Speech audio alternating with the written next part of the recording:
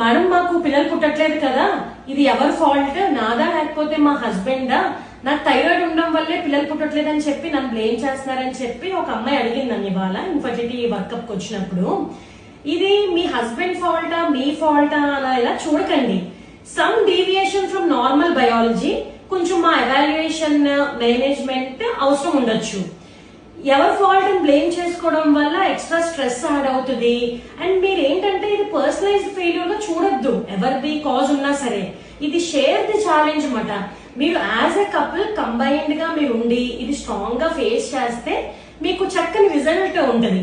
Male factors ఉండొచ్చు, female factors ఉండొచ్చు, ఒక్కొక్కసారి కంబైన్డ్ ఇద్దరు ఫ్యాక్టర్స్ ఉండొచ్చు, ఒక్కొక్కసారి అన్ఎక్స్ప్లెయిన్డ్ అసలు కారణం ఏంటి అనేది కూడా తెలియకపోవచ్చు అన్నమాట.